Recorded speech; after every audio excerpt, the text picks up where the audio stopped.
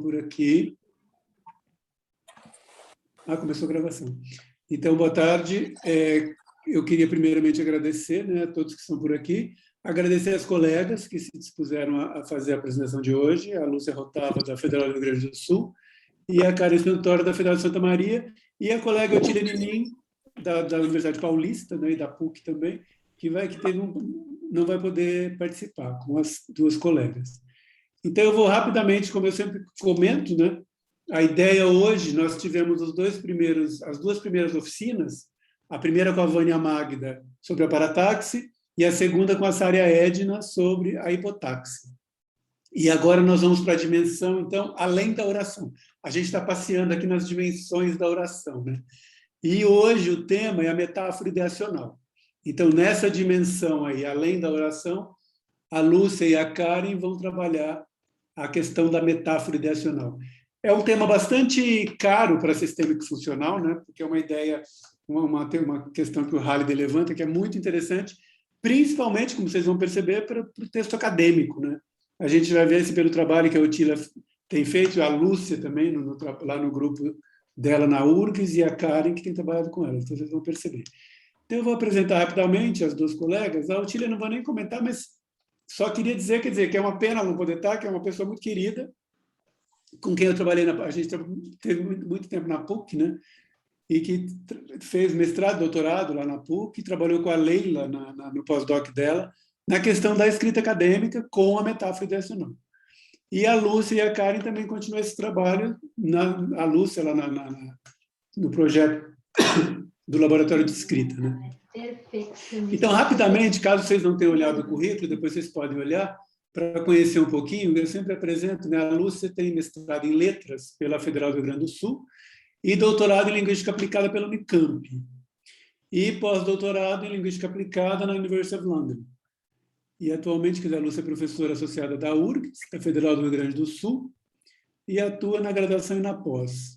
Também foi professora da Estadual do Rio Grande do Sul e foi lecturer na Birkbeck School da University of London.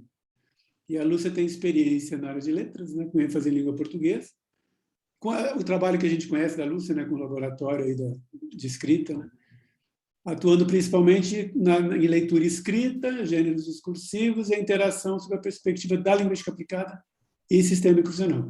E a Lúcia coordena também lá na URGS o grupo de pesquisa sistêmico funcional, que é o GP, não sei se ela fala GPSF ou GPSF, mas, enfim, essa é a nossa colega Lúcia. É GPSF, Lúcia? E a Karen, posso fazer uma brincadeira aqui, né? Que cria da Lúcia, né? A Karen foi orientando da Lúcia no doutorado. E a Karen tem a graduação em letras e inglês pela Universidade Federal do Rio Grande, especialização em língua inglesa e mestrado em letras pela Federal de Santa Cruz do Sul, né? A Unisc, e doutorado em letras pela URGS, orientada pela Lúcia. Então, literalmente, nós temos criador e criatura, né, Lúcia? Criadora e criatura. E, atualmente, a Karen é professora do Departamento de Letras Estrangeiras Modernas da Federal de Santa Maria, ou seja, trabalha lá com a Sara e a Cris Souza, né, mas no Departamento de Línguas Estrangeiras, e a Sara e a Cris, língua materna. A Karen é membro do SAL, né, de grupo de pesquisa lá da Federal de Santa Maria, Linguagem e Contexto Social, e também vinculada ao programa de letras, ao programa de estudos da linguagem. É membro da USFAL e atualmente ela coordena o programa Ler para Aprender, né, em sua dupla dimensão, recurso e insumo. A Karen, juntamente com a Lúcia, editou também o volume sobre o programa, né, Reading to Learn, e tem trabalhado bastante com essa perspectiva da questão da leitura e da escrita. E a Karen desenvolve pesquisa em linguística sistêmica funcional e com o programa profissional de ensino Ler para Aprender, né, que a gente conhece aí como Reading to Learn. Além de ser professora de língua inglesa, né, lá na Federal de Santa Maria, trabalhando com formação de professores e ensino de inglês, fonética e fonologia. Então, queridas, sejam bem-vindas, a palavra é de vocês, a gente agradece imensamente a contribuição de vocês. E vamos ter o mesmo mecanismo das outras vezes. As colegas apresentam e, ao final, vocês podem mandar pergunta que tiverem pelo chat e depois, ao final, quer dizer, idealmente é melhor que vocês deixem para fazer diretamente para elas depois da apresentação. Mas a gente pode também colocar perguntas durante e conversamos ao final. Adriana, muito obrigado pela participação de vocês. Fiquem à vontade. Tá bem, só faltou complementar, Orlando, que tem mais um criador aqui junto, presente na sala, que é tu. Porque eu estou fazendo um pós-doc contigo. Isso não precisa. A Karen está fazendo pós-doutorado na Unifesp, com o professor Orlando Vieira Júnior, que no caso sou eu mesmo. Mas isso a gente não fala, Karen. Mas então fiquem à vontade, queridas. Não sei se deu certo o link? Vocês receberam o link? Deu certinho? Acho que alguns responderam que sim aqui no WhatsApp. Tá bem. Quer falar, Karen? Então, pode iniciar. Bom, então, boa tarde a todos. Muito obrigada, Orlando, sempre muito gentil. E dizer que não é criador e criatura, porque eu acho que algo que eu sempre vou fazer é dar autonomia. Acho que sim, a gente tem esse papel que já é institucional, mas eu quero que as pessoas tenham autonomia. E acho que a Karen tem essa autonomia antes de ter vindo trabalhar comigo, assim como todos os meus orientandos que estão por aí, que estou vendo que estão por aí, que afinal de contas eu sou o que sou por causa deles também, né? E também por causa do grupo que a gente se constitui e das interlocuções que a gente tem. Então, as interlocuções é que nos desafiam, né? Então, o incômodo, no bom sentido, faz com que a gente corra atrás e outras coisas. E eu gostaria de falar para o grupo que a Maria Otília Nenin pede desculpas. Ela está com problemas familiares, ela é avó de 5, ela busca neto, leva neto, mas sim, ela participou das nossas reuniões, discutimos a respeito de uma série de informações. Ela preparou um material, e o material que ela preparou, a gente deixou da forma que ela preparou, e eu vou reproduzir essa parte. Então, contem com a Maria Otília aqui junto conosco, né? E ela comentou que, se fosse possível, ela entraria. Então, muito bem. Eu fiz uma colinha aqui para eu não me perder, e na medida que eu vou falando, então, a Karen está com o material, e ela vai passando. Então, a capa aí, a metáfora gramatical ideacional. Então, o que a gente vai tratar aqui hoje é especificamente da metáfora gramatical ideacional, né? A gente não está dando um panorama de tudo que a metáfora inclui, e sim apenas com relação à metáfora ideacional. Ao final da nossa apresentação, a gente até menciona outras possibilidades e outros caminhos. No slide 2, deixa eu ver se está no 2 já.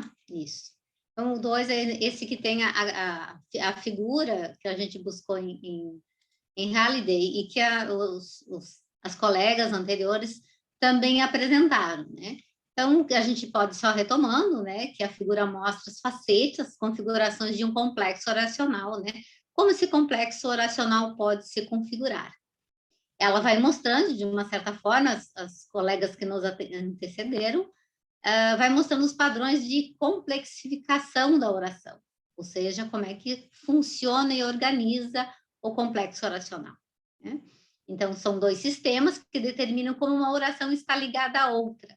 Mas, se vocês podem observar pela gravura, o foco dessa complexificação, ela fica muito mais no nível léxico-gramatical, embora em termos de estratificação, o complexo oracional realiza uma sequência semântica de projeção e expansão. Nós estamos nesse extrato léxico-gramatical. É importante chamar atenção a esse respeito, porque a metáfora gramatical ela vai além disso, né? Então, no slide 3, tem um roteiro da nossa apresentação. Vamos falar aqui da motivação, objetivos e percursos. Vamos falar dessa motivação um pouquinho de uma maneira geral, dos colegas também, depois eu faço a minha, depois a Karen apresenta a motivação de abordar esse tópico, com que objetivo e que percurso nós tivemos. Vamos tentar, de uma certa forma, mostrar a origem do conceito e as características da metáfora gramatical ideacional, os modos de realização, as características dessa metáfora, especialmente a densidade lexical e a intricacia gramatical, os principais recursos, a nominalização, desempacotamento e empacotamento, e a metáfora gramatical e ensino. Né? Acho que eu, a Maria Otília e a Karen nos situamos muito nessa relação com o ensino. Bom, no slide 4, então, aparece ali motivação, objetivos e percursos, é só para a gente se orientar. E nessa parte que aparece a respeito de um pouco do percurso da metáfora gramatical no contexto do grupo de sistêmico Across Language, né, do nosso grupo de pesquisa. Então, essa parte foi a Ninin que nos passou, e aqui eu estou reproduzindo as informações que ela nos trouxe, né? Então, de acordo com as nossas conversas e aquilo que ela nos relatou, o trabalho investigativo sobre metáfora gramatical nos textos acadêmicos, ele surge mais ou menos em 2010, 2011, na PUC, dentro desse projeto, né, que foi coordenado pela professora Leila Bárbara. A Maria Otília nos reporta, então, que outros estudos já começavam a ser realizados sobre esse conceito, e ela cita a professora Lúcia Pacheco, em seu grupo de pesquisa, investigando as metáforas gramaticais na escrita de estudantes do ensino médio. À época, o corpus do SAL, entre outros objetivos, né, ele também, a professora Maria Otília acaba utilizando esse corpus. Então, é um corpus relativamente grande, de 25 áreas, né, ela cita quais aqui, e dessas áreas, então, totalizando 25 áreas, 1.377 artigos que fazia parte desse banco. Todos esses artigos foram selecionados de periódicos acadêmicos Qualis A. Em 2011, a professora Otília reporta, então, que foram inseridos 33 TCCs na área de letras, foco da pesquisa dela, e era voltada à escrita acadêmica na graduação em letras. E ela também trabalhava numa disciplina chamada produção textual do TCC. Embora a metáfora gramatical, de acordo com a Ninin, não fosse o foco das investigações dos artigos científicos das áreas presentes no corpus do SAL, alguns estudos despontaram a partir das observações empíricas sobre a tessitura dos textos. E, segundo ela, menciona que essa preocupação, ela surgiu a partir de um curso ministrado pelo Carlos Gouveia, e que, na ocasião, se discutiu intensamente a escrita de estudantes de diferentes segmentos para compreender essa escrita. Então, o conceito de metáfora gramatical se fazia relevante, por isso surge esse tema. A investigação no corpus do SAL priorizava, naquele momento, segundo a Ninin, o estudo dos processos nas diferentes áreas. E a ideia de investigar metáforas gramaticais nasceu quando, de acordo com ela, foram comparados textos de diferentes áreas e era observado que nas exatas os textos pareciam, ela coloca entre aspas, né, mais condensado que as outras áreas. Então, ao comparar, segundo ela, os artigos científicos da área de linguística, as produções de graduandos de letras do TCC, percebia-se, por exemplo, uma organização textual lexicalmente densa nos primeiros, enquanto nos últimos, nos TCCs, uma organização baseada muito mais em orações paratáticas e, portanto, menos densa lexicalmente. Ao final da nossa apresentação, a gente traz alguns exemplos, uma proposta de escrita na perspectiva da sistêmica funcional sugerida pela Maria Otília. Na sequência, no slide 6, aparece um pouquinho da minha motivação e do meu percurso. E dizer que a metáfora gramatical, ela surgiu a partir de uma análise que eu faço desse banco de dados, que eu, na verdade, assim, eu sempre trabalhei com leitura e escrita, com diferentes olhares, com diferentes perspectivas. A própria tese de doutorado, que faz muitos anos, no século passado, era sobre leitura e escrita. Então, a reescrita, olhar essa relação, sempre me foi cara. E, especialmente em 2014, eu proponho um projeto de pesquisa com o objetivo de formar um banco de dados e esses dados foram gerados e coletados de 2015 a 2018. Então, atualmente, no ano passado, eu acabei não coletando esses dados, tem mais de 2.000 textos, primeira versão, segunda versão, e se o texto da Delta, por exemplo, dá para ver algumas informações, e a gente reporta na revista da órgão um pouco desse material. A partir daí, a gente tem sempre olhar o que acontece na escrita dos alunos. Então, os trabalhos meu e com a professora Sulani, a quem eu agradeço e acho que também ela poderia contribuir aqui. A gente faz uma série de tentativas e tentar entender o que acontece com a reescrita desses alunos, né? Porque a ideia não era explicitamente ensinar alguma coisa com reescrita. Então, nesses diferentes estudos, e já nas primeiras versões, mostrava alguns aspectos, especialmente na reescrita, que os textos reescritos, eles expandiam o número de palavras, parecendo indicar uma concepção recorrente entre os sujeitos de que a reescrita significa aumentar a extensão do texto. Então, se o texto não está claro, eu vou colocar mais alguma coisa. As inserções, às vezes, ou em outras situações, o texto se mantinha, mas eram apagados trechos inteiros, né? E quando o apagamento ou mudanças, eles estavam muito mais ligados à troca de palavras, a tempos verbais, a partes do texto, especialmente que cria a conexão entre um tema outro, um hipertema outro, né? Então, em muitas situações, a reescrita não tinha uma relação muito próxima à primeira versão do texto, né? Então... desculpa. Alguém falou alguma coisa? Então, a reescrita, né, a minha hipótese era que era vista como sinônimo de expansão do texto, provavelmente devido a uma concepção do que seja uma prática de reescrita. E aí, não necessariamente as metáforas gramaticais são usadas na primeira versão, elas aparecem na reescrita, então não havia essa relação. E eu sempre me perguntava por que a reescrita em medida não aumentava a qualidade ou não mudava a qualidade do texto, né? E apareciam, embora não seja o nosso foco aqui, apareciam muitas vezes mais metáforas interpessoais, muito porque a minha hipótese, né? Isso eu conversei bastante em alguns momentos com a Sulani, porque eles queriam mostrar a autoria. Então, nesse sentido, eu preciso me mostrar como texto. No slide 7, então, tem a imagem desse banco de dados, e aí todo mundo pode acessar e pode utilizar esse material. Então, algumas dissertações e os trabalhos de iniciação científicas que eu oriento são todos a partir desses dados, olhando diferentes recortes. Bom, então, vamos lá. Então, é um pouquinho desse meu percurso. Por que a metáfora gramatical apareceu? Não um objeto em si, mas para tentar entender esse processo de reescrita que eu ainda percorro, ainda eu tento olhar o que acontece numa primeira versão, numa segunda versão, que tipo de instrumentalização.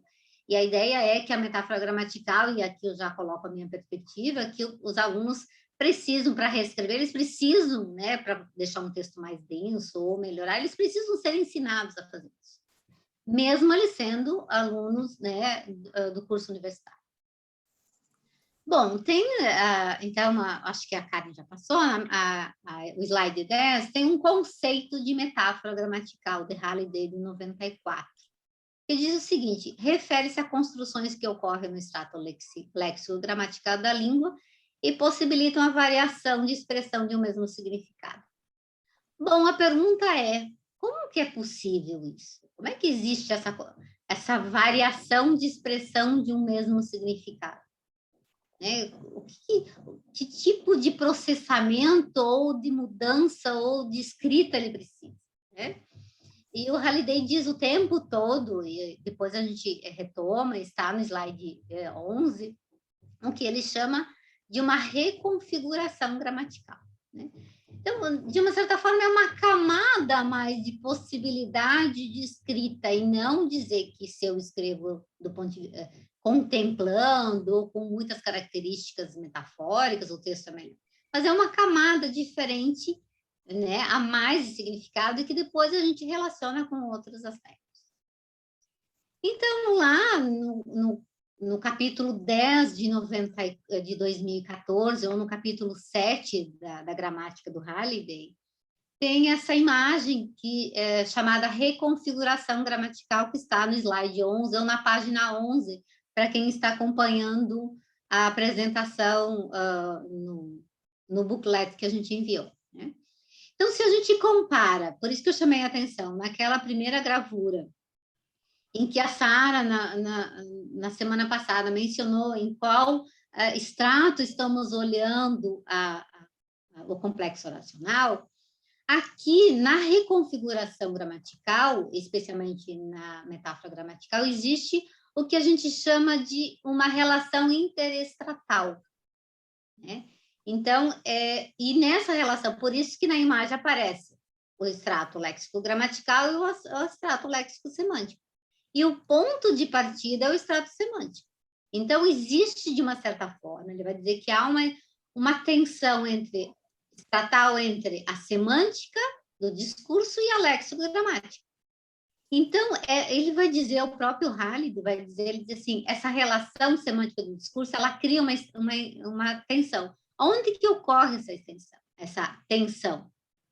Entre a gramática, que é o modo como eu formulo o texto, ou como eu escrevo o texto, e a semântica, o significado que tem por trás, que ele tem, né? Então, esses dois níveis, metaforicamente, por isso que ele usa esse texto.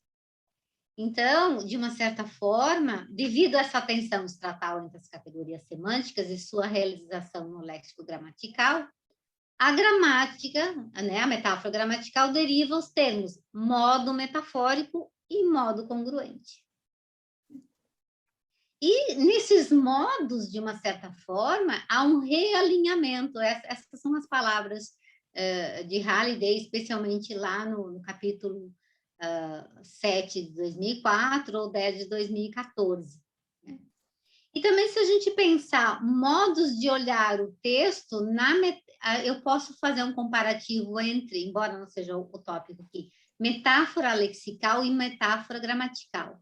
A metáfora lexical é esse olhar de baixo, né? Então, é apenas uma informação lexical.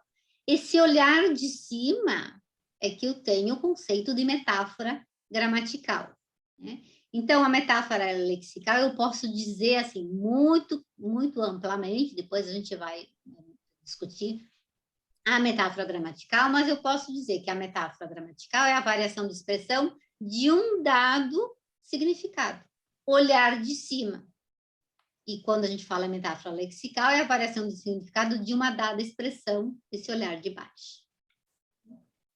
Bom, aqui o nosso teatro, eu termino essa minha parte, agora é a Karen. A gente vai estar fazendo um jogral. Sim.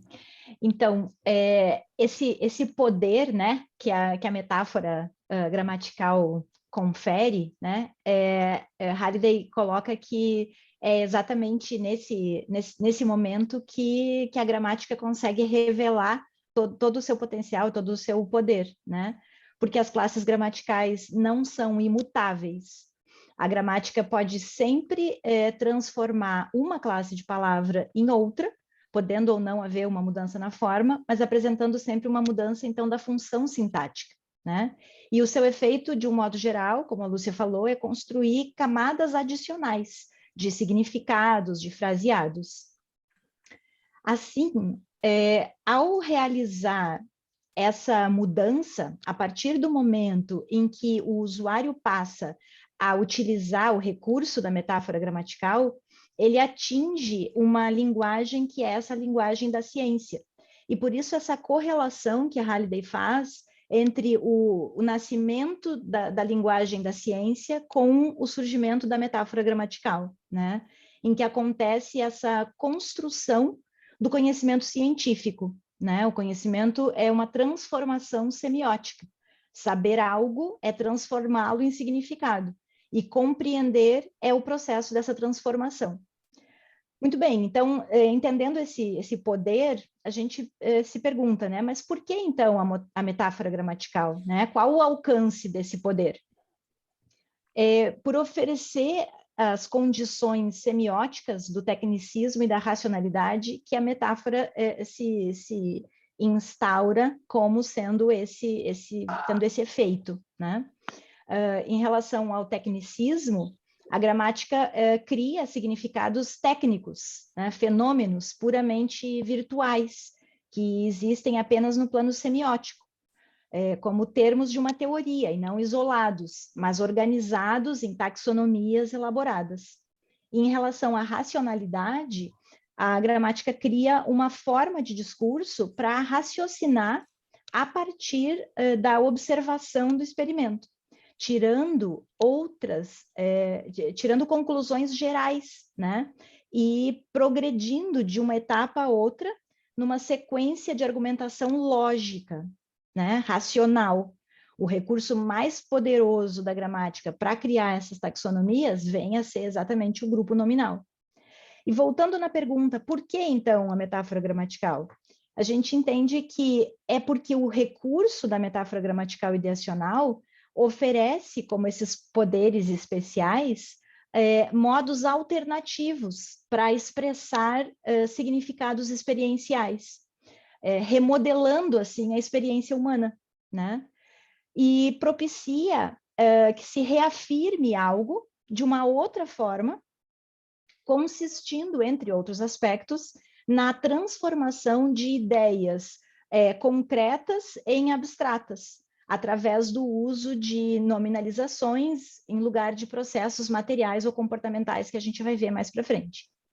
E essa capacidade de remodelar a experiência humana de uma forma mais sucinta, mais condensada, ou conforme o termo utilizado, né, por Halliday, mais empacotada, ela confere um grau maior de cientificismo, né, ao texto, atribuindo ao registro um maior prestígio, uma vez que a gente sabe que um texto mais acadêmico, mais científico, ele está intimamente relacionado à densidade lexical, que nós falaremos mais adiante. Bem, muito bem, então, até aqui, a gente fez essa retomada de que a metáfora gramatical é esse recurso pelo qual os significados podem ser fenômenos transcodificados, representados por outras categorias, e que o conhecimento desse recurso dá ao usuário o poder de escolha dentro desse sistema que a língua oferece, né, sobre quando e como utilizar, em que momento utilizar esse recurso. E também o habilita a compreender os registros metafóricos que ele precisa consumir, né? Mas então, como acontece isso? Pegando a ideia da metáfora lexical dos superpoderes, né? Do poder que a metáfora gramatical dá, em que momento que se está apto a desenvolver esses superpoderes, né? Em se tratando do desenvolvimento da linguagem, em que momento se está apto a dispor desse recurso, né? A desenvolver esse recurso.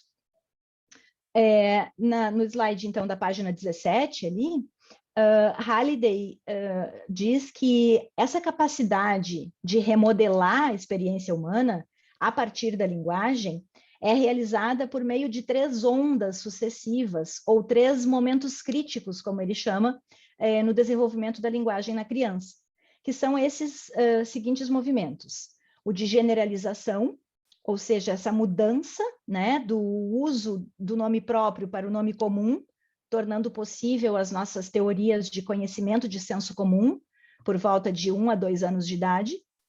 O movimento para o conhecimento educacional, chamado de abstração, é a mudança de categorias concretas para categorias abstratas, tornando possível reteorizar em termos incomuns, né, não comuns, que acontece por volta de 4 a 7 anos, e o movimento para o conhecimento técnico, que acontece por volta de 9 a 13 anos, culminando com a passagem da infância para a adolescência, que é chamado, então, de metáfora, né? Sendo a passagem de interpretações congruentes para metafóricas, permitindo-nos reteorizar, de novo, né, agora na forma de teorias técnicas e científicas do conhecimento.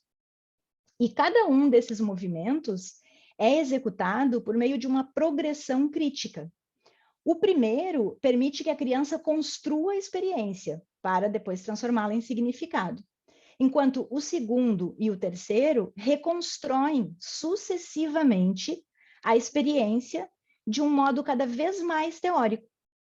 Então, Halliday pontua que modelar isso em termos sistêmicos, enquanto elabora o potencial de significado e estendendo o potencial de significado em novos domínios, são processos relativamente estáveis.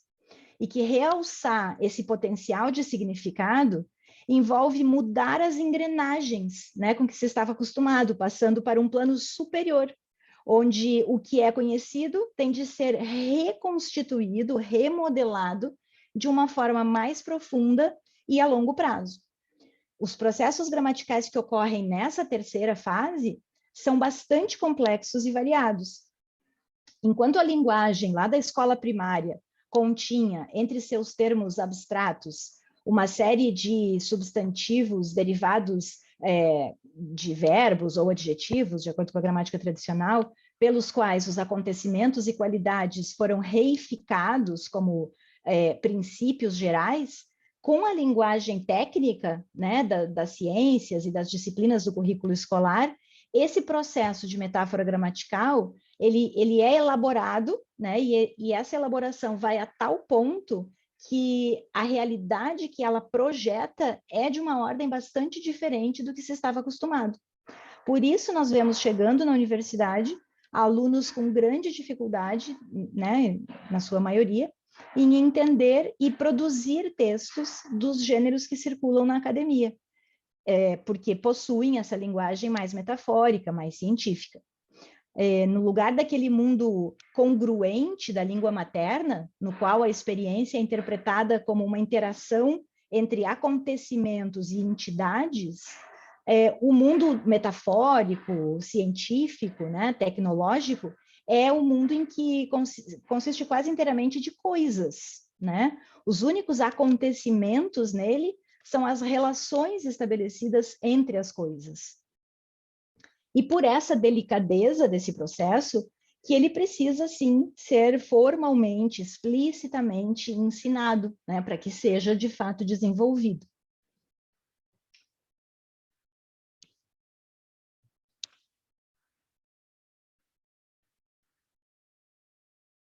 Bom, volta ao geográfico. Então, há dois modos de realização da linguagem, o modo congruente e o modo metafórico. Essas imagens, elas estão no artigo meu e da Sulani, da Delta, porque eu acho que elas são bem ilustrativas. Mas os exemplos, né, eles são trazidos para o português, mas vocês podem ver isso na gramática de Halliday e Matisse, 2004, nas páginas 636 a 640 e depois 646 a 654. Então, a gente entende que o modo congruente é um não marcado entre a semântica e a léxico-gramática. Então, se olhar de um lado, tem a linguagem, a realização de linguagem congruente, e do outro, a realização de linguagem metafórica, essa representação. Então, os exemplos já estão na cor para ficar mais fácil para identificar os modos que existem, né? Então, substantivos interpretam coisas e participantes, verbos interpretam eventos ou processos, adjetivos interpretam qualidade e propriedade. Então, todas essas informações, um grupo ou uma frase interpreta um elemento, uma oração interpreta uma figura, um nexo de uma oração interpreta uma sequência. Todas essas discussões aparecem lá no texto de Halliday. E aí a gente traz um exemplo. Então, um primeiro movimento de uma linguagem congruente, como ela seria metaforizada, né? Então, aqui são pequenos trechos mais simples, mas eu acho que eles são importantes para a gente entender esse funcionamento, né? E vocês podem observar que tem algo bem interessante no que está em vermelho, são grupos nominais. Veja em A, eu tenho um processo realizado por um verbo, pode ser codificado como um participante de um grupo nominal. o livro foi escrito, a escrita do livro. Obviamente, a oração continua com expansão e projeção, mas aqui, vê o processo na sua especificidade. Um outro exemplo, então, um atributo, uma propriedade realizado como um adjetivo pode ser codificado como um participante. Um belo presente, a beleza do presente. Então, aqui há, de uma certa forma, essa correlação. O C, um elemento realizado por um grupo, né, ou por uma oração, pode ser codificado por um grupo nominal. As montanhas e os vales embelezam a região, a beleza natural da região. Quero salientar, tem mais exemplos ainda, que é apenas uma proposição, uma possibilidade, não, né? Possivelmente poderíamos escrever de uma outra maneira, nominalizar de outra maneira, até porque o Halliday vai dizer é um potencial de possibilidades. Na sequência, então, os dois últimos exemplos, que é o slide, as páginas 22 e 23, né?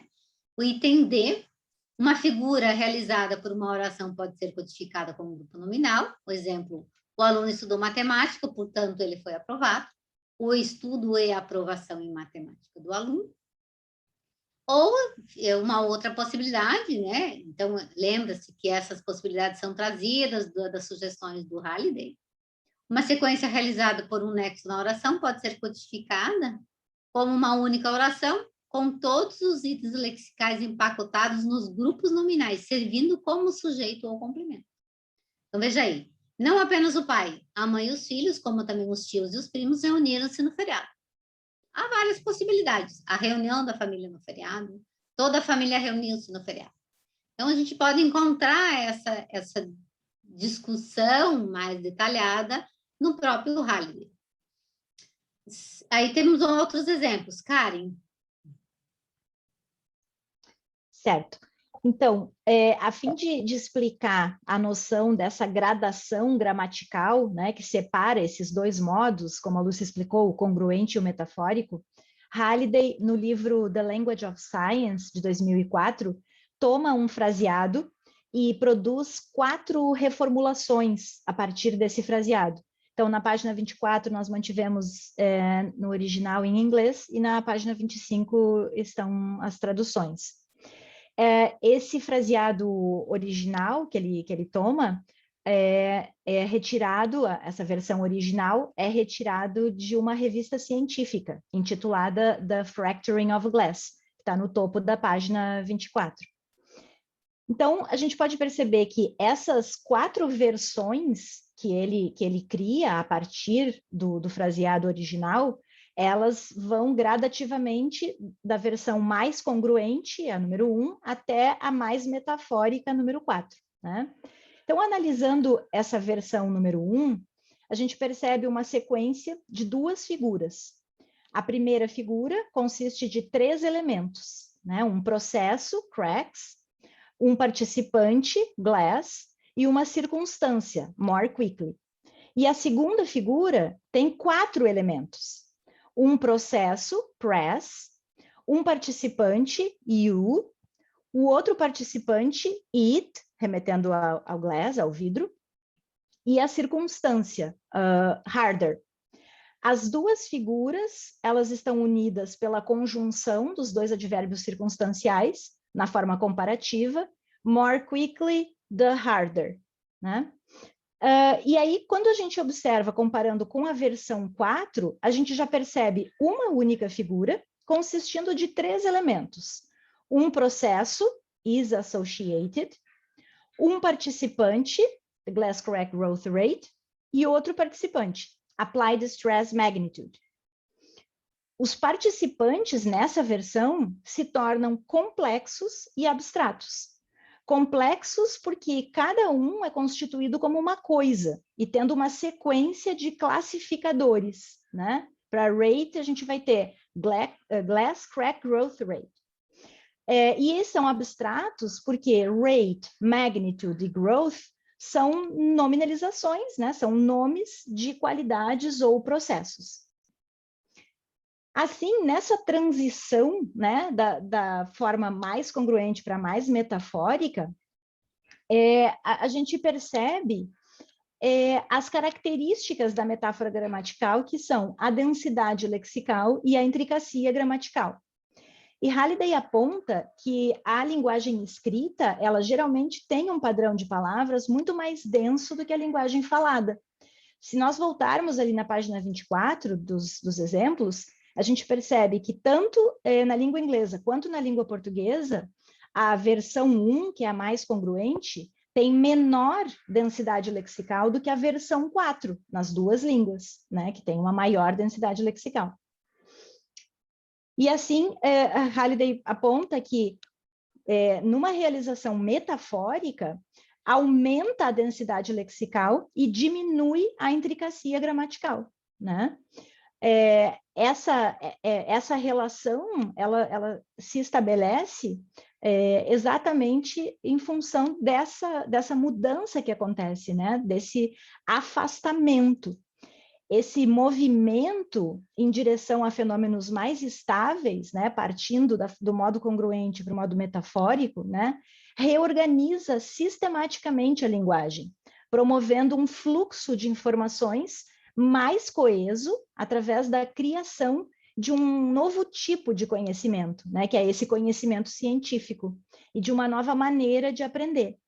Assim, essas realizações metafóricas representam esse afastamento da linguagem dinâmica, oralizada, gramaticalmente intrincada, em direção a uma linguagem mais estática, lexicalmente densa, menos intrincada, ou como Liardé diz, usando uma metáfora lexical que eu acho muito bem colocada, que ela diz que é quando a linguagem precisa sentar quieta no modo escrito, né? Porque aí tem essa noção de estática, né? De não tão dinâmica, né? Da oralização. E trazendo o conceito apresentado por Ninin, na página 29, nós vemos então que a densidade lexical indica em que proporção os itens lexicais são utilizados em um texto. Corresponde à razão entre o número de itens lexicais e o número de orações que desempenham as funções oracionais, ou seja, aquelas que na escala de níveis situam-se no nível oracional, né, não encaixadas.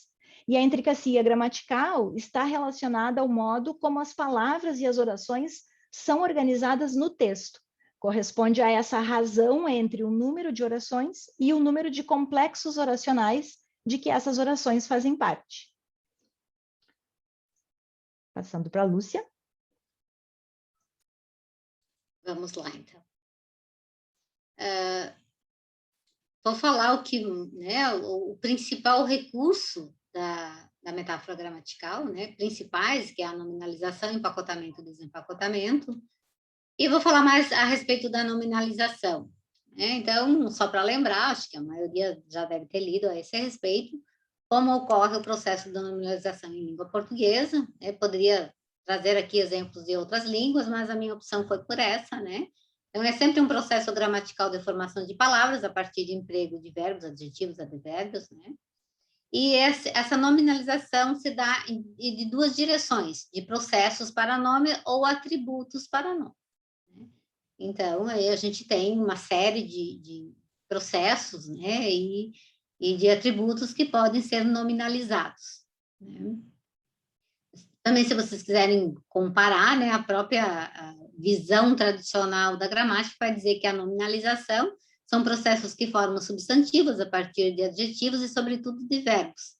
Então, e aí, na própria visão tradicional da gramática, vai dizer que a nominalização é um dos casos mais complexos de formação de palavras no que respeita à determinação de sua função, no sentido de que vários processos de nominalização parecem apresentar funções múltiplas e simultâneas. Isso ocorre, né, na própria gramática tradicional, na sistêmica funcional também. A nominalização tem essa função, né?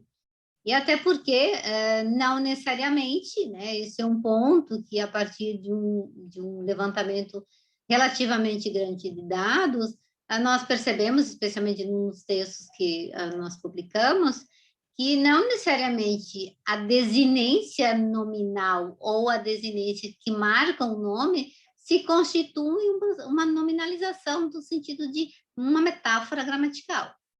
Então, há todo um processo de olhar, não basta apenas identificar a nominalização que aparece, mas ver qual a função e como eu poderia desempacotá-la no texto. Então, esse é um primeiro aspecto que temos que levar em conta quando se fala da nominalização. Mas, obviamente, a ideia da nominalização é pensar qual o efeito que ela tem de uma certa maneira. Então, se a gente pensar na nominalização, então aqui eu vou falar de duas coisas, um pouquinho desse efeito e um pouquinho desse estudo que a gente fez, que está publicado na Delta.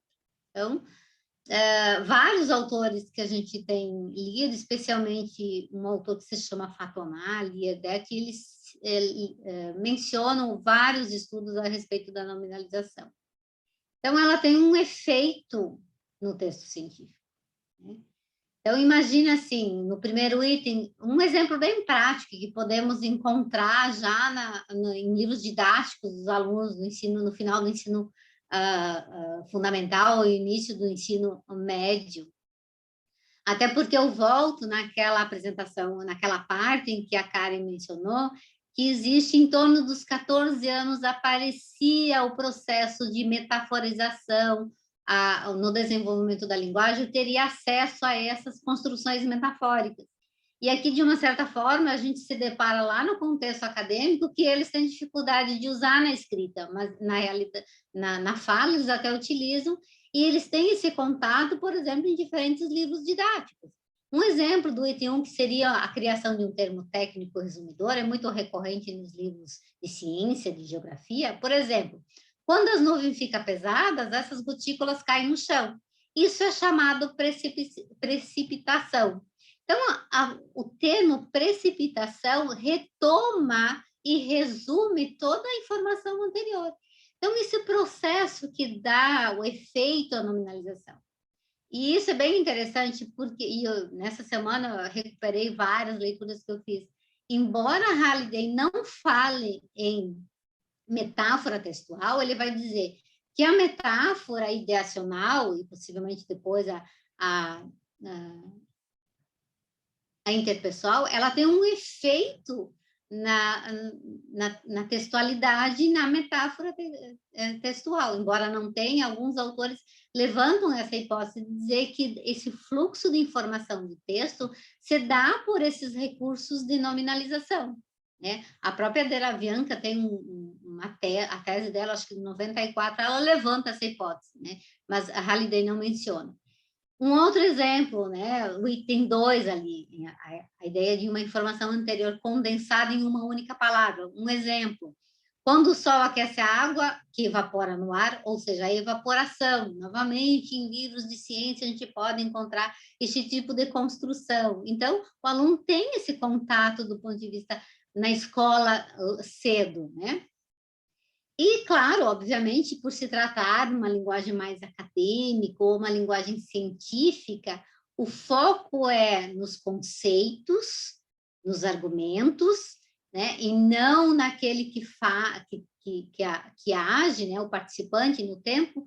Então, a metáfora gramatical, né? Especialmente pela nominalização, tem essa possibilidade, né? Então, veja aí, porque o presidente falhou em remover as tropas, muitas mortes ocorreram. O exemplo não foi muito feliz, né? O fracasso por remover as tropas resultou em muitas mortes, ou poderíamos citar muitos outros exemplos. Então, o que mostra, de uma certa forma, que esse efeito que a nominalização tem, o aluno já no final do ensino fundamental e no ensino médio tem acesso pela leitura. E por isso também, né, que eu defendo a ideia de que também o processo da metáfora, ele é um recurso para ensinar a escrita, mas também para ensinar a leitura. Bom, voltando um pouquinho, então, por que esses alunos não produzem, né, construções metafóricas? Aí a gente fez um levantamento dessas ocorrências, na época de alguns textos, né, e tentamos colocar no Anticom para ver que tipo de resultados teríamos. Então, o primeiro passo foi verificar as ocorrências de nominalizações, né, com o apoio da ferramenta concordância. E aí, claro, você faz essa verificação, mas depois você tem que fazer manual, se realmente ele está funcionando como uma metáfora. Então, é um trabalho bastante hercúleo para ver. E, ao fazer essa verificação, a gente percebe construções metafóricas muito mais baixas do que se imagina, mesmo em textos produzidos no primeiro semestre do contexto acadêmico, né? Bom, e aí um segundo passo, né? A gente tem que analisar a função das nominalizações no texto. Claro, tem até a ferramenta File View que eu posso organizar, porque eu vou localizar onde está na oração essa nominalização. Bom, então, de uma certa forma, os índices tão baixos de metáfora gramatical nesses textos me leva a essa hipótese que realmente a gente tem que ensinar. Se eu quero que ele escreva X, eu tenho que ensiná-lo a escrever dessa maneira, né? Ou propiciar situações pelas quais eles possam ter acesso de modo mais consciente, de uma certa forma. O próprio Rose Martin fala no programa Ler para Aprender, né? De uma certa forma, eu preciso ter o conhecimento da língua, sobre a língua e como ela funciona. Então, a hipótese que me mostrou, sim, que eu preciso mostrar e levar isso, de uma certa forma, para o cotidiano da sala de aula, mesmo em contexto acadêmico, mostrar como isso funciona e que efeito isso ele tem no texto, né? Então, sim, a necessidade de ver como isso funciona, especialmente como funciona em diferentes gêneros de texto que circulam nesse contexto, né? Então, acho que a ideia de... e aí, algo que eu concordo e ver, assim, essa relação que tem a metáfora ideacional com o fluxo de informação do texto. Então, há muito aqui se vê qual a relação de uso de metáforas com, por exemplo, a periodicidade, né, ou rastreamento, que são duas categorias de recursos semânticos discursivos.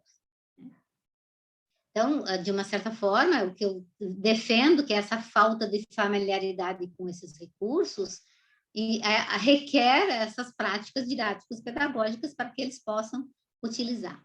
Então, eu volto lá naquilo que eu percorro desde quando eu fiz o doutorado, né? Quer dizer, a reescrita não é algo já dado, se eu tenho que ensiná-lo, né? Se eu tenho que propiciar situações para que eles produzam, aprendam a escrever textos, também eu tenho essa possibilidade de voltar para o texto e olhar para o seu texto de uma outra maneira, ter um outro olhar para o seu texto, né? E esse outro olhar pode ser trabalho em grupo, coisa assim, né?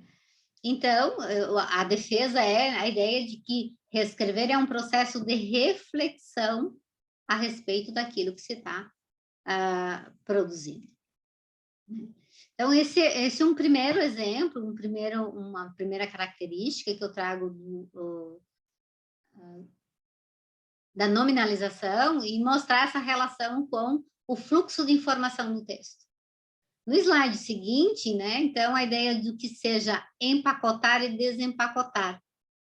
Até então, nós vemos aí a Kari defendendo aqui que os fraseados metafóricos caracterizam o discurso científico e desempenham um papel fundamental na construção do conhecimento dos gêneros que circulam em contextos acadêmicos. Então, essa menção aqui não é minha, é de Halliday em 93, 2004, e o próprio Thompson, em 2010, menciona isso. Então, empacotar e desempacotar, até a proposta da Nimin vem nesse sentido, ela é a ideia de que é um recurso para eu ter acesso ao texto acadêmico.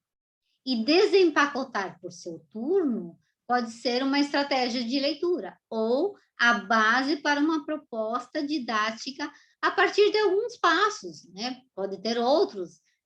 Obviamente, a ideia de brincar com esses textos a partir de recursos do próprio Anticom, identificar essas nominalizações dos próprios alunos, se funcionam ou não.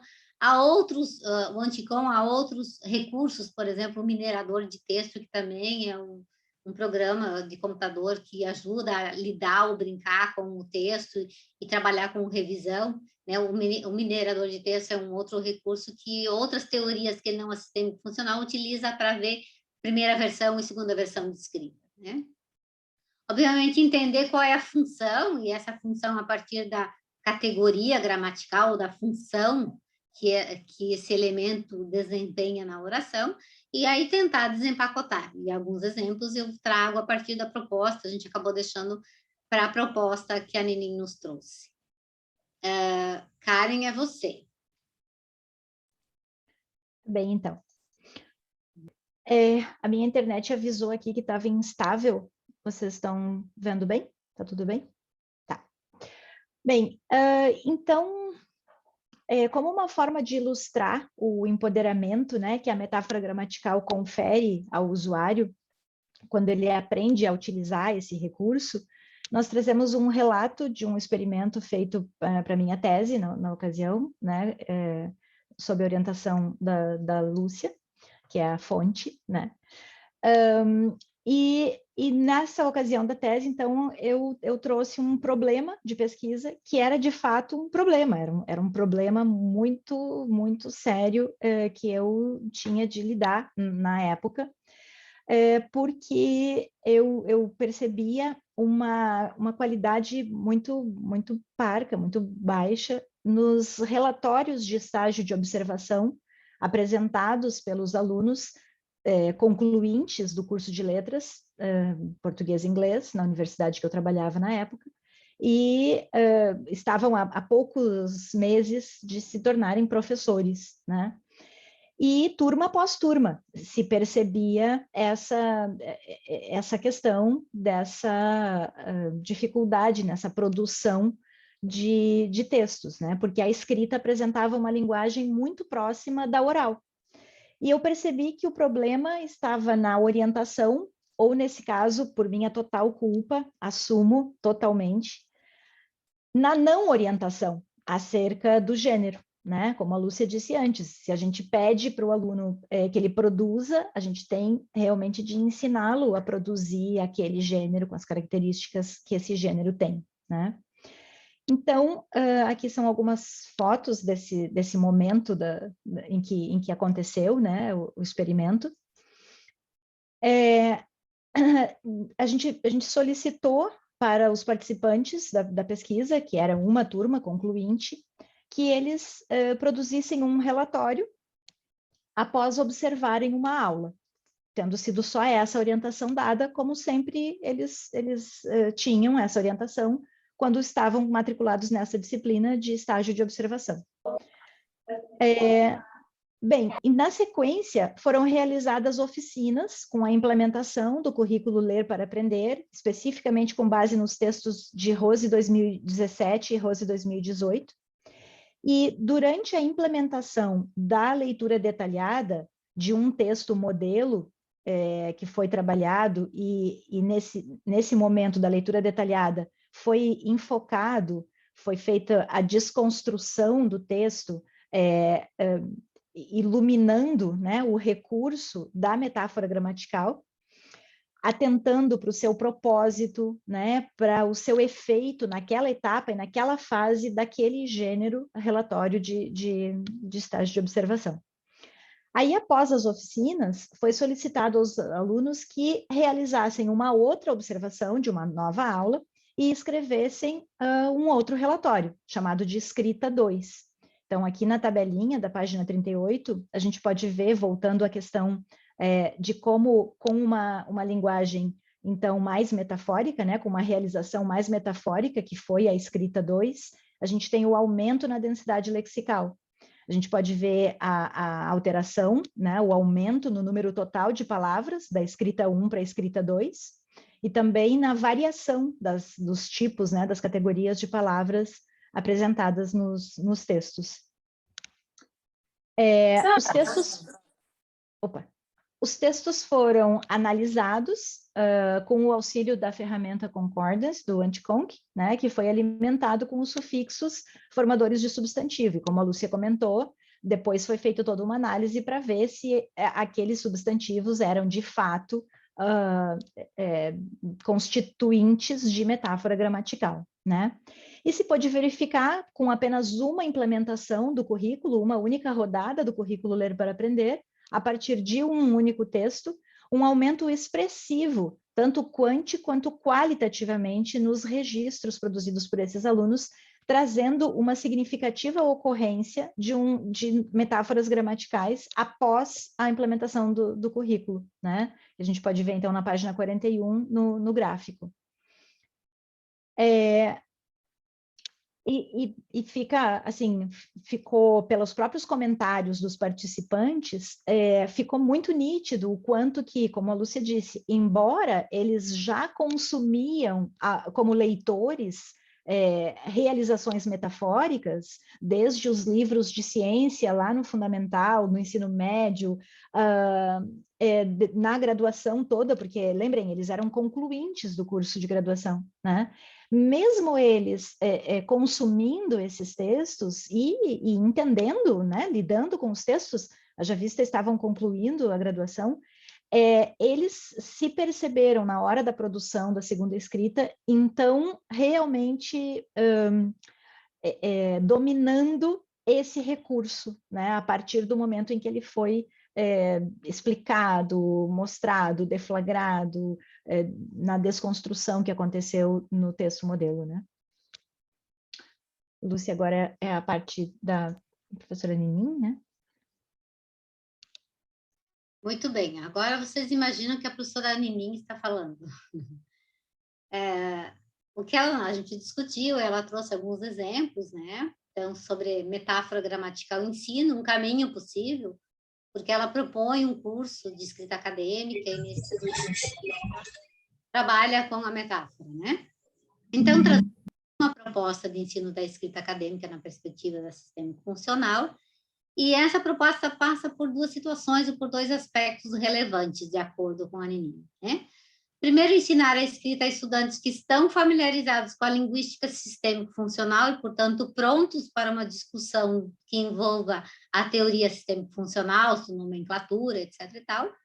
E um outro aspecto é ensinar a escrita a estudantes de áreas distintas que desconhecem a linguística sistêmico-funcional e até mesmo a gramática tradicional da língua portuguesa. E aí ela se pergunta qual é, nessa direção, a didática mais adequada, ou quais atividades, o que atividades e seus iniciados poderiam oferecer aos estudantes, né? Então, algumas atividades apresentadas a seguir levam em conta essa questão apontada acima, se estou trabalhando com alguém que sabe os conceitos do sistema funcional ou aqueles que não.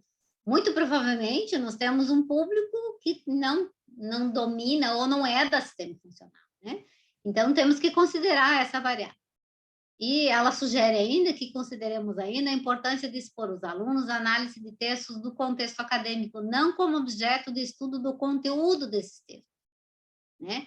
Mas como objeto de estudo do texto em si, de sua estrutura retórica e suas características lexicogramaticais. Então, ali no slide 44, tem uma proposta, né? Um primeiro exemplo que ela sugere que a gente compare, né? Então, compare os textos da coluna A, da coluna B e identifique elementos que tiveram sua função gramatical modificada. Então, esse poderia uma primeira atividade em sala de aula. Então, ela comenta, então, que a ausência de nominalizações, por exemplo, pode indicar que a escrita nesses trechos, não vou lê-los, né? Pode indicar que a escrita do aluno está centrada nos participantes e nos processos, enfatizando mais as ações e menos as ideias e conceitos vinculados nesses textos. Importante destacar, de acordo com ela, que ao metaforizar um texto, nem sempre será possível dizer que ele é sinônimo do texto de origem. Aqui no próprio Halliday, no capítulo 10, ou no capítulo 7 de 2000, né, na gramática, no capítulo 10 de 2014 e 7 de 2004, que vem a discussão de agnação, e que é muito também proposto e levantado nos estudos de tradução.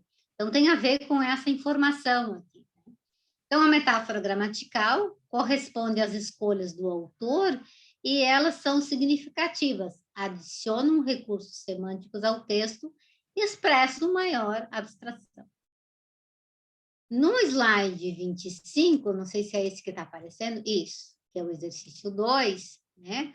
Então, também tem, compare o texto A e o texto B, C e D, então ela traz vários fragmentos, e ela vai dizer o seguinte: a ideia aqui, numa proposta de atividade, seria apresentar aos alunos os textos em destaque, né, esperando que eles façam, né, aliás, apresentar esses trechos sem qualquer destaque, esperando que, nesse segundo momento, eles destaquem esses elementos que ela coloca aqui. Nesse caso, os processos foram modificados. Relacional no texto A, faz-se necessário. Relacional no texto B, deve estar. Material no texto C, podem chegar. Relacional no texto D, poderá ser compreendido. O elemento eficaz também sofre modificação. Qualificador nos textos A, B e C e circunstâncias no texto D, aliás. Então, dá para, de uma certa forma, fazer essa identificação de qual a função que essas palavras têm. Uma terceira possibilidade, comparar, por exemplo, com outros trechos que está no slide 46 ou na página 46, por exemplo, a eliminação de alguns processos, como concluímos, consideramos, passarmos de A em A, salientamos em B.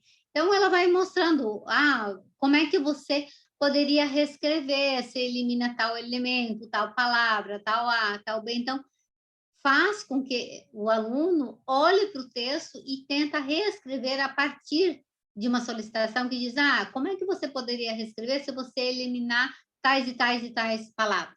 Então, esse é um primeiro momento, segundo ela, de reconhecimento de como o texto está organizado, quais os seus elementos, que função tem. Obviamente, quando menciono anteriormente, é um processo relacional, é um processo material, com quem trabalha, com quem sabe esse sistema funcional, por exemplo, num curso de letras, eu até poderia utilizar essa terminologia. Em outros, eu poderia utilizar a terminologia que eles conhecem. Então, esse primeiro momento de identificação, né? Bom, aí no segundo momento, que é a página 47 do slide, não sei se é essa que está aqui, né, que ela aparece aqui. Então, é um outro olhar para o texto. Veja que ela vem do momento dessa identificação, que os alunos possam identificar, a gente sugerir algumas palavras que sejam reescritas, eliminando essas palavras, transformando em alguns substantivos, para que eles possam identificar, né? Então, introduzir o conceito de densidade lexical e intricacia gramatical. Então, mas o texto se aproxima da linguagem de maior prestígio e, portanto, da linguagem científica. Então, veja o quê? Tem um primeiro momento que você leva os alunos a olhar o texto, identificar esses elementos. Depois, no segundo momento, ela sugere, então, que a gente destaque alguns trechos e que eles possam reescrevê-los utilizando, no lugar daqueles identificados, uma nominalização. E depois que eles consigam identificar, por exemplo, a gente identifica aqui no slide 47, o número de palavras lexicais e o número de orações. Então, ela vai mostrar, no próprio artigo dela, tem esses mesmos exemplos, ela vai mostrar essa correlação entre a densidade lexical e a nominalização. Então, esse é um exercício que poderia, de uma certa forma, fazer com que os alunos tomassem consciência ou tivessem consciência do uso dessas construções, de uma certa forma, deixa um pouquinho de lado o tempo e o participante foca nos conceitos e nas ideias, que é a ideia da função da metáfora gramatical. Então, veja aí, ela faz essa correlação entre densidade lexical, que é o número de palavras lexicais, o DL, que aparece ali à esquerda, né? Aliás, à direita do slide 47, e a ideia de intricacia gramatical. Então, veja aí, nessa reconstrução. E aí a ideia, o que ela sugere é que a gente mostre para os alunos, faça com eles, identifique quais as palavras, quais os verbos, e que eles aprendam a entender, por exemplo, esse número de palavras lexicais e quantas orações, a função oracional. E, finalmente, então, ela dá um outro exemplo, uma outra possibilidade, então ela traz vários exemplos aqui. O exemplo A e vai identificando, mostrando para os alunos, e o exemplo B que está lá no slide 41.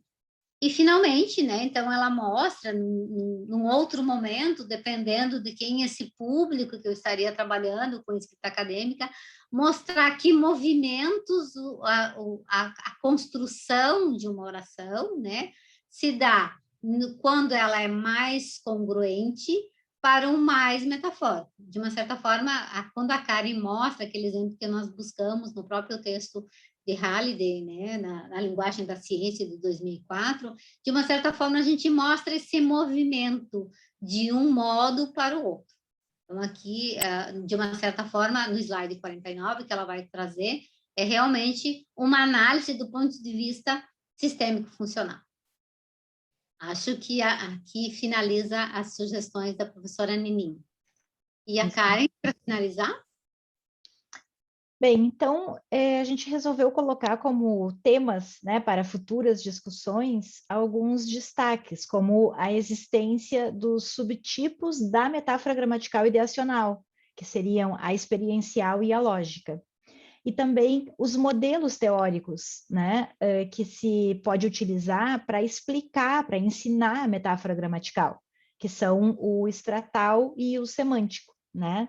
A De Vries, em 2015, explica que na teoria da linguística sistêmico-funcional, esses dois modelos teorizam, explicam a metáfora gramatical, né? Tanto o modelo estratal quanto o modelo semântico. E que a própria definição da metáfora gramatical pode variar um pouco de acordo com esse ponto de partida, né? Com esse modelo que se toma.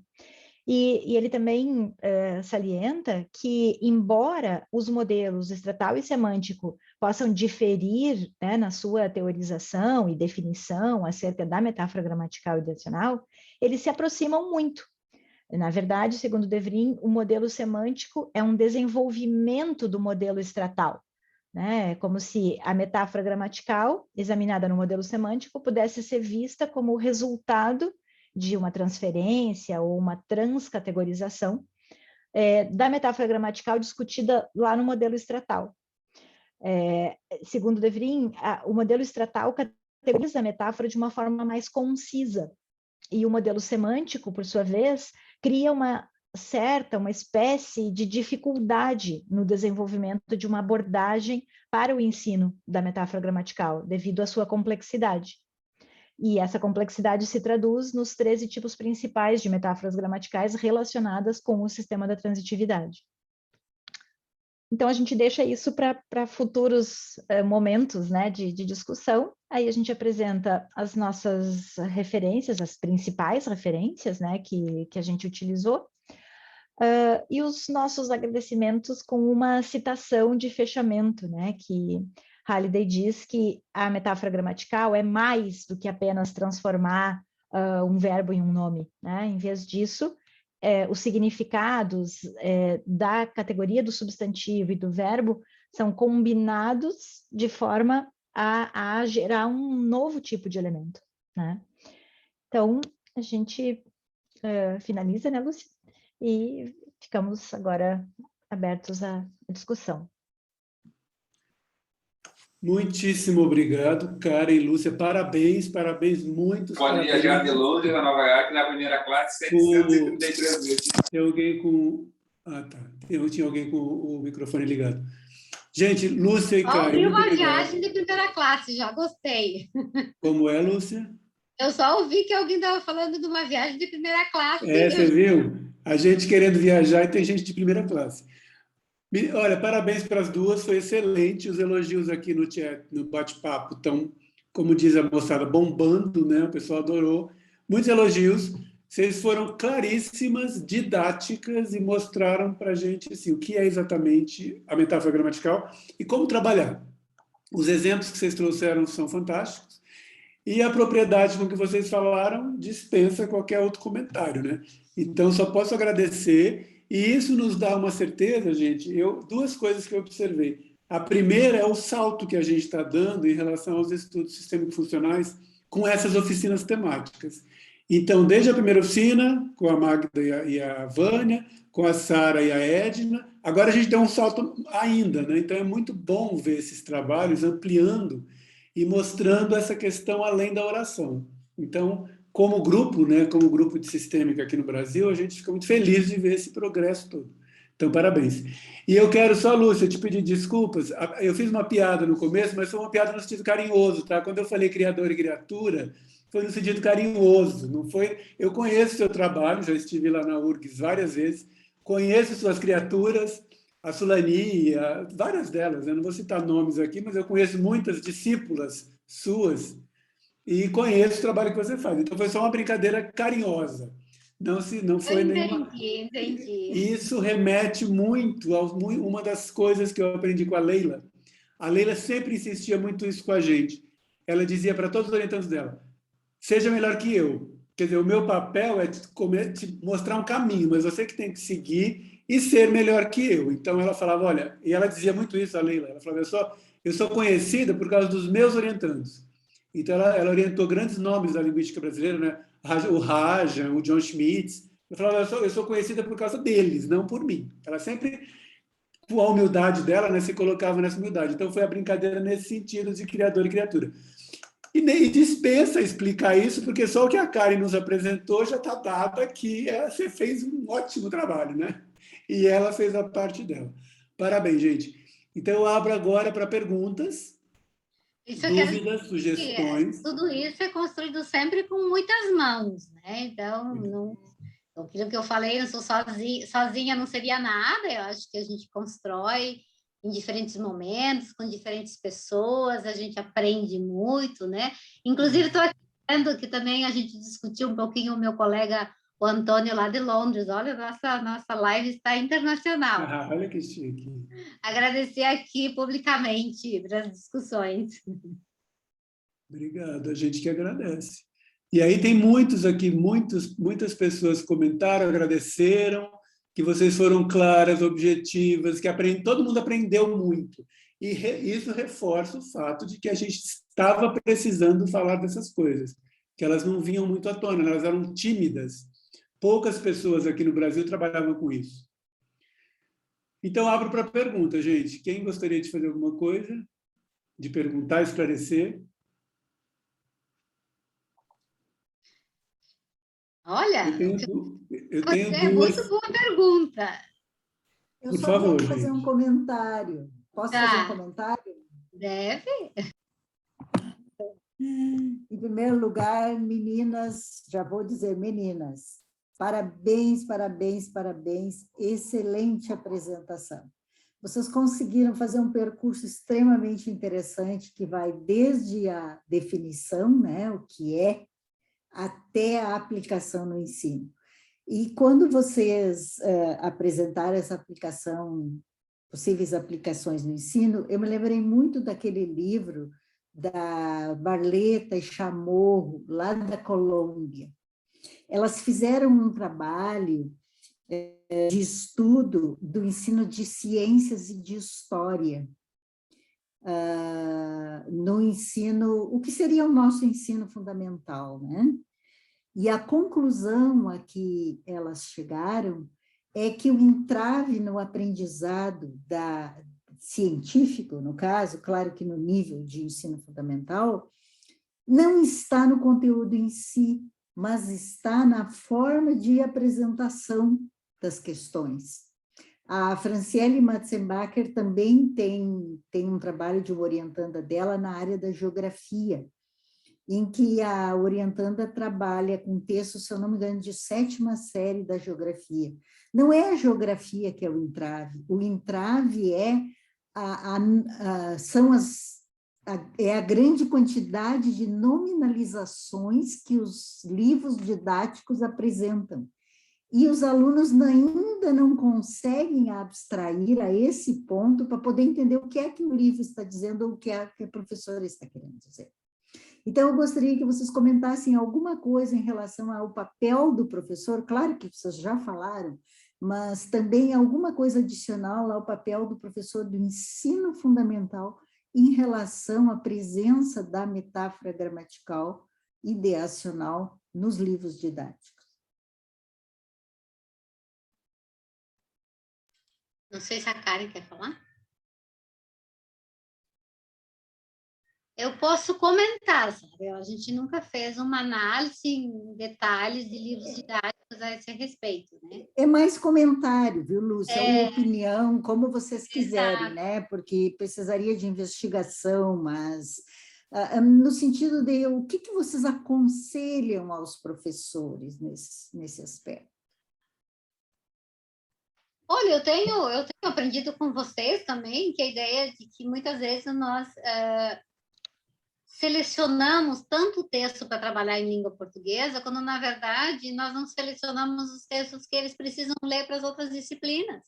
Então, isso eu tenho falado no estágio, né? Aqui eu trabalho com estágio de língua portuguesa no ensino fundamental, e aí a primeira pergunta que os alunos sempre vêm, eles dizem assim, mas que texto nós vamos trabalhar? Ou a ideia é que vamos trabalhar com muitos textos que eles possam ter acesso. Então, acaba tendo um mundo de textos e não tentar explorar de maneira mais adequada um único texto e ver o potencial que esse texto tem.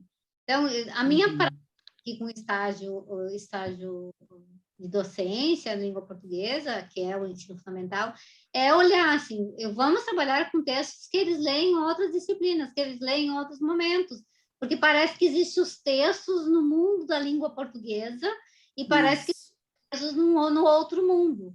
Então, essa coisa necessária que os textos deles, né, o que o ler e escrever está em diferentes áreas, né, isso a gente comenta há muito tempo, mas, de uma certa forma, mostrar essa construção, né, e também esse olhar para o texto, não apenas de localização de informação, porque tem a ver com uma concepção de leitura que se tem, né, o texto é sempre um texto seguido com um conjunto de perguntas para serem respondidas. Né? Então, acho que essa ideia também de pensar. Isso tem a ver com um projeto que a gente está desenvolvendo agora, que está proibido fazer perguntas depois do texto. Em seguida avisaremos, né? A gente está preparando um material prático e não pode fazer perguntas. Essa foi uma regra que eu decidi colocar e que está sendo um desafio. Como é que você orienta o aluno naquela atividade sem necessariamente fazer perguntas? Porque as perguntas muitas vezes são muito abertas e assim, e o aluno que lute a resolver e identificar as informações, né? Isso, essa discussão, né? O próprio programa Ler para Aprender mostra isso, que você tem que dar suporte, e dar suporte para ler e escrever é uma coisa que dá muito trabalho. A Cristiane deve estar aqui, sabe o quanto dá trabalho para propor uma oficina dessa maneira, e imagina os professores na sala de aula, né? Com muitas funções, né?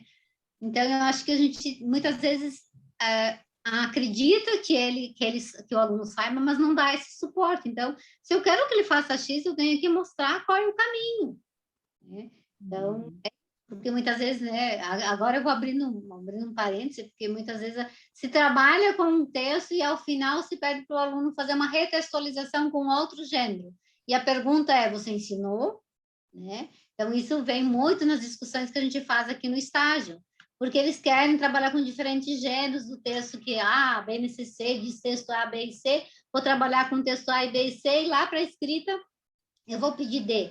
E a pergunta é, o professor trabalhou da mesma maneira que você trabalhou? Será que o aluno consegue produzir da maneira que eu acho que ele consegue? Então, de uma certa forma, eu preciso ensinar e instrumentalizá-lo para que ele possa produzir outro. Mas são hipóteses que a gente não tem nada sintetizado. Não sei com o inglês, se a Karen quer comentar. Só complementando mesmo, é aquela discussão que a gente tem sempre, assim, né? Que não deveria ser só encargo do professor de português ensinar a leitura, né? Como a Sara disse, o problema não é a dificuldade na geografia, é a dificuldade no entendimento, e a gente vê que isso perpassa lá nas provas da OAB. Muitas vezes não é a especificidade do conteúdo, é o entendimento, né, do enunciado. E isso precisa ser, de fato, ensinado a partir do que eles consomem, do que eles têm no dia a dia, porque é visível o quanto não é só porque eles estão tendo acesso àquilo, enquanto leitores, que eles estão realmente conseguindo entender.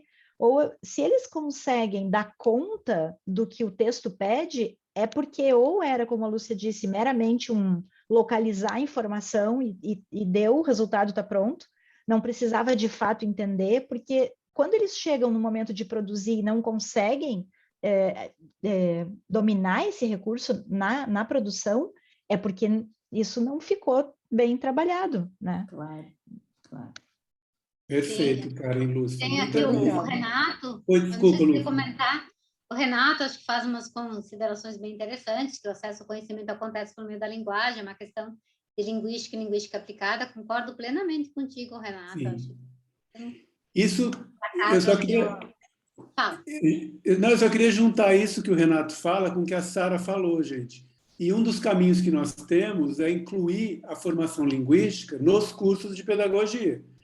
Porque, assim, nas aulas de licenciatura, de geografia, de biologia, de história, lá que tem que ser ensinado língua, para que os professores das disciplinas possam trabalhar. Então, é a ideia que o pessoal, com a teoria dos códigos de legitimação, está fazendo. Esse exemplo que a Sara citou, da Chamorro e da Barleta, lá da Colômbia, ou o que a Teresa Oteiza faz no Chile, com o pessoal de história, é gravar as aulas de história e observar a linguagem que o professor de história usa, de matemática, de biologia usa, para ser ensinado. Então, não é só o professor de língua portuguesa trabalhar gêneros da língua, mas trabalhar os outros gêneros das disciplinas. E isso tem que ser na licenciatura e na pedagogia, que geralmente são pessoas que não são da área, né? Esse é o problema. E o trabalho de língua na pedagogia é muito menor. Os trabalhos do pessoal de Sydney, e no Chile já está acontecendo muito, com essa questão que vocês mostraram da metáfora, com as ondas semânticas. Essa questão de trabalhar a construção do conhecimento e ensinar essa semântica desses sentidos aí de patriotismo, o amor pela pátria. Quer dizer, como é que você faz isso na história, na geografia, na biologia? Então, isso que a Sara disse, que o Renato está dizendo, é levar isso para licenciatura. É o que falta. Concordo plenamente. O Mário está dizendo que ele concorda plenamente, que ele é pedagogo. Muito obrigado, Mário. Falta isso, é o que a gente está precisando fazer agora. Então, esse pessoal que trabalha com formação, a própria Lúcia, a Cris Fuser, que trabalha muito com formação de professor, e levar isso para as disciplinas, né? Para a gente começar a trabalhar. Porque a metáfora, esse trabalho que a Otília faz, quer dizer, eu acompanho o trabalho da Otília desde que ela começou a trabalhar com isso, né? E essa coisa de reescrever o texto em função da metáfora, isso é essencial para a gente, porque o aluno não entende porque ele não sabe escrever. É porque ele não sabe que o sentido está empacotado numa metáfora, né? Isso é bem legal. Agora eu vou fazer autopropaganda. Aquele livrinho que a gente, embora não é da sistema funcional, que a gente discute sobre estágio de docência, isso é muito, muito saliente na disciplina de estágio de docência, quando a gente começa, que é se perguntar, tudo isso que vocês viram na graduação, e agora? O que eu vou fazer lá para a sala de aula com esse conhecimento que eu tenho? De uma certa forma, é uma transposição. O próprio Bernstein fala isso, né? E aquele livrinho também tem uma discussão não muito marcada, com uma teoria que a gente queria que os alunos tivessem voz, é um livrinho para aluno que eles tenham voz. Mas é esse fazer linguístico e esse fazer pedagógico, em que momento isso acontece na sala de aula. Então, sempre pensar que todo o conhecimento construído nas diferentes áreas do conhecimento no curso de letras, como é que eu vou levar isso para a sala de aula? Não é simplesmente pegar aquilo que ele fez, aquele conhecimento teorizado e levar lá para lá. Então, como é que eu desempacoto essa informação? Eu falo isso para os alunos. Como é que, olha, naquela disciplina que vocês tiveram de sintaxe, como é que você pega um texto que, a partir do texto, eu vou trabalhar aqueles conceitos? Como é que eu vou fazer com que alguém veja como funciona o texto? Que eu estou chamando, né, aquele livrinho, né, não usa essa terminologia, que é o fazer linguístico e o fazer pedagógico. A necessidade. Perfeito, Lúcia. Exatamente isso. Esses dois fazeres aí é que onde está a ponte entre eles é que é a solução para a gente. A gente faz linguística, mas sem o trabalho pedagógico não existe, não funciona. O Clérison aqui está dizendo que já existe a disciplina Fundamentos Linguísticos em Pedagogia. Em alguns cursos, Clérison, isso é fato, nem todos têm isso, não. E a Cris Fuser comentou, né? Precisamos preparar os profissionais da língua para desconstruir textos de outras áreas e trabalhar com professores, que é o que a gente tem feito, né? A Edna tem feito isso com o pessoal dela, a Cris Fuser tem feito isso, a Rosário tem feito isso, e a Jandira disse que tem que incluir linguística nos cursos de pedagogia. Sim, fato, nesse sentido de juntar, fazer a ponte, né? Entre fazer linguística e fazer pedagógico. Eu queria fazer uma pergunta besta. Pergunta besta é ótimo, né? Só em relação ao termo, não, porque é importante, nesse momento que a gente está falando de glossário, né, em sistêmica, vocês usaram, a Karen e Lúcia, usaram o termo empacotamento para pack and pack. Eu só quero levantar esse ponto, porque o pessoal da linguística textual usa encapsular o sentido. E aí, só para ficar o ponto, para a gente discutir que termo a gente vai usar para isso. Se empacotar e desempacotar fica bem, se todo mundo entende e aceita, ou se nós podemos usar o mesmo termo da linguística textual e chamar de encapsulamento. Vocês têm uma posição sobre isso, você, Lúcia e Karen? Acho que eu acabei sempre usar empacotar e desempacotar. Sempre usei isso porque a Neninha utiliza. Tá. Mas também não é porque, né, a gente não entrou nessa discussão. A Karen acho que aparece em alguns momentos encapsular na sua tese, coisa assim, mas a gente não discutiu a respeito e acho que a gente usou como sinônimo na tese, né? Foi. Mas eu acho legal, assim, pensando no... Para definir, né? Né, só para ter um termo comum, assim, para que a gente que usa, que consome isso que vocês produzem, né? Que eu também, quer dizer, eu sigo o trabalho da Lúcia, da Otília, que usam empacotar, desempacotar, mas quando eu vejo o termo, eu fico pensando se pode ficar assim mesmo, se a gente pode pensar nisso. Na linguística textual e aquele texto da mão dada, que é referenciação, naquele livro, acho que o capítulo 3, eu sei que aquele livro, eu trabalhei uma época, ele usa encapsular. Exatamente. E o pessoal da linguística textual no Brasil todo usa. Usa encapsular. Perguntas? Nenhuma preferência. Eu acho que a gente precisa usar uma terminologia. Eu não sei. Eu sou como consumidor mesmo, de leituras, me veio o ponto, porque a gente precisa ter um termo comum, né? E o Renato está dizendo aqui, gente, que a questão é que as coisas são mais complexas. Quer dizer, não é apenas incluir a linguística na pedagogia. É preciso também desempacotar a escola. E aí que está a dificuldade, Renato. A gente tem que começar... trabalho literalmente, de formiga, né? Porque as áreas se encastelam, né? E uma não aceita o que a outra fala. Então, ele falou aqui, ela é feita... Vou ler o que o Renato disse para todos. Penso que as coisas são mais complexas. É preciso também desempacotar a escola. Ela é feita de vários pacotes fechados e cada um cuida só do seu. Esses pacotes precisam ser abertos. Então, o que vai acontecer? Eu concordo plenamente com o Renato. É a gente aceitar o que vem da pedagogia e trabalhar em conjunto. Começar a ter esse tipo de trabalho, né, de ensinar a língua na pedagogia e da pedagogia colaborar mais com a linguística. Em alguns programas, na Unifesp, por exemplo, tem uma linha de pesquisa na educação que é linguagem e educação.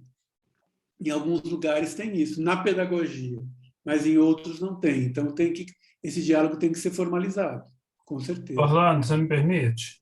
Claro, por favor. Não, porque eu aproveitei a metáfora do empacotar, desempacotar aqui, justamente por isso, mas eu quero primeiro, antes de falar disso, eu queria parabenizar as colegas pela apresentação. Foi assim, eu não tenho outra palavra, para mim foi fantástica, né? Super didática, super bem trabalhada, mas é porque a gente pensa muito, né, em formação docente, em colocar a disciplina no curso de pedagogia, colocar isso no curso de letras, né, pensando que isso seria na verdade, isso é uma maneira de ajudar, né? São ações que precisam ser tomadas. Mas eu acho que a coisa é muito mais complexa. Não adianta nada a gente fazer isso sem também ter uma formação docente que vai mostrar o professor como sujeito daquele seu fazer e não como aquele que acaba entrando no sistema e rezando a mesma cartilha de que ele aprendeu lá atrás, há 20 anos atrás, quando ele ainda era aluno do fundamental e médio. né? E aí fica parecendo que o estudo na universidade, o estudo superior, pouco valeu para ele só para tirar o diploma. Então, acho que por isso que eu falo que a coisa é muito mais complexa, né? Ele tem que ser visto como um agente transformador, que ele pode transformar uma realidade.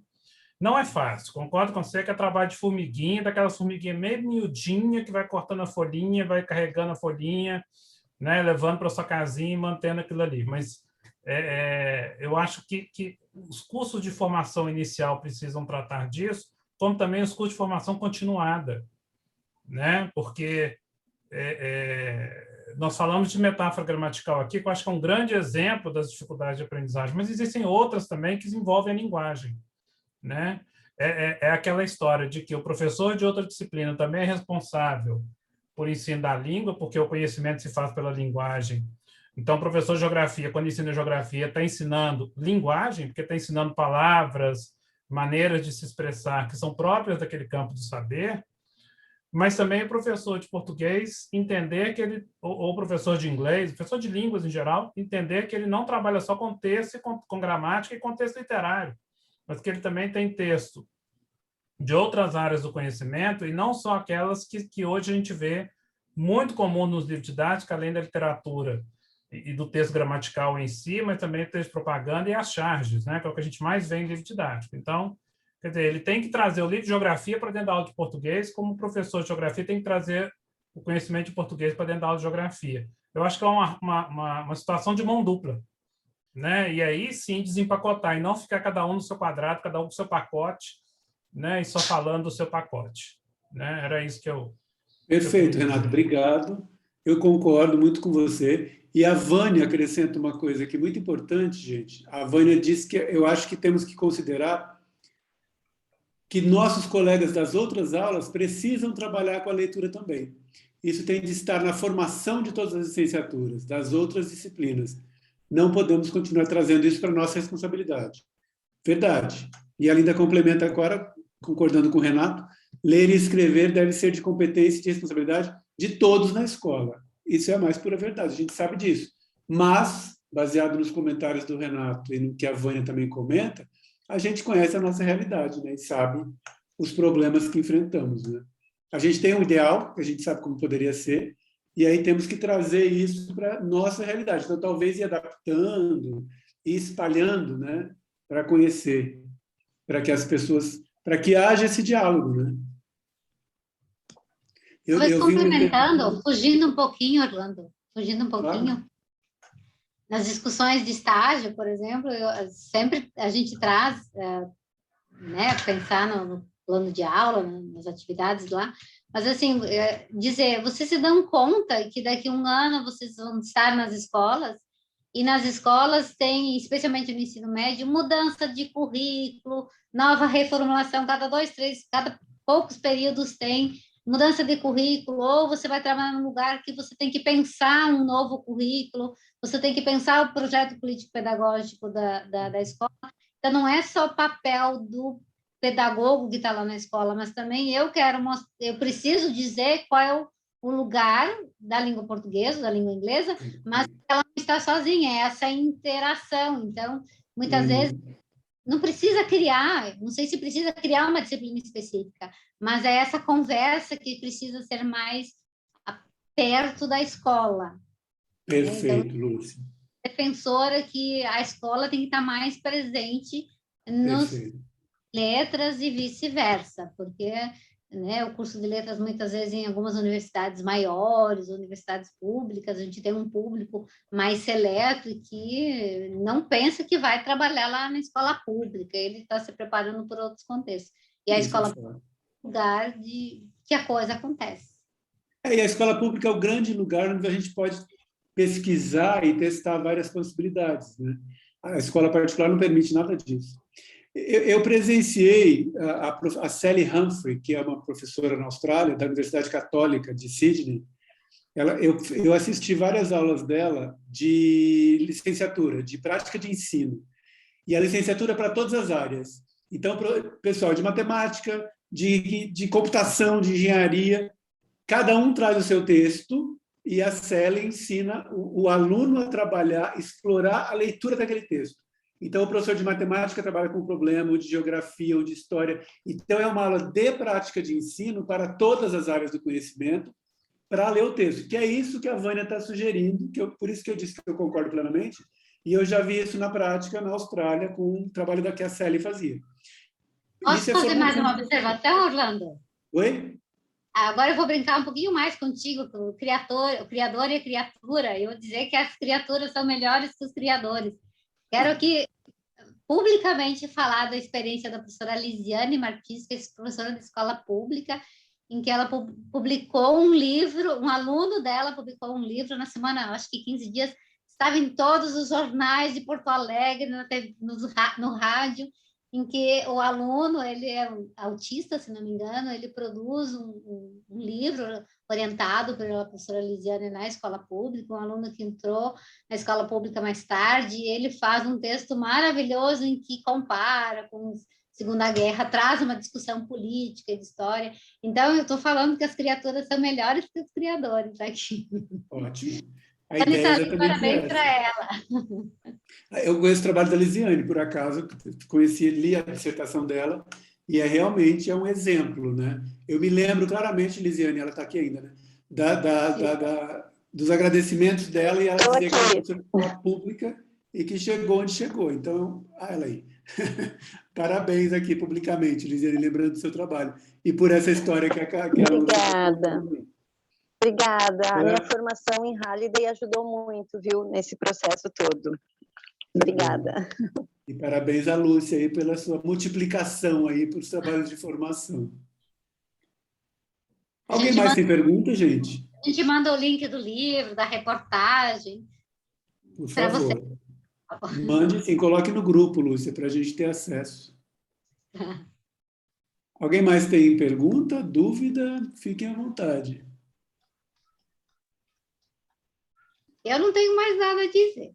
Então, tudo está dito, é isso, Lúcia? Bom, gente, se ninguém mais tem pergunta, a gente começa a agradecer pela presença de todos de novo, né, por terem vindo. Esse foi a nossa terceira oficina temática. Então, temos uma próxima daqui a 15 dias, no dia 20 e alguma coisa, da metáfora interpessoal, que aí você vai ser com a Cris Suser e o Eric. Tem uma terceira pessoa, né? Eu estou certo, é só isso, né? A Cris e o Eric. E a Osilene, são os três, é isso. Então, super obrigado. Então, vamos aguardar a próxima. Agora vamos passar da ideacional para a interpessoal.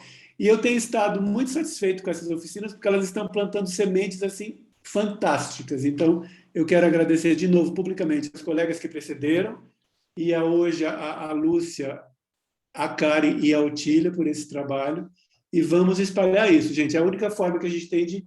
Tudo isso que a gente está falando aqui, a gente só vai conseguir espalhando isso para o mundo. A partir do momento que as pessoas começam a perceber esse trabalho excelente que é feito, começam a entender a importância da linguagem.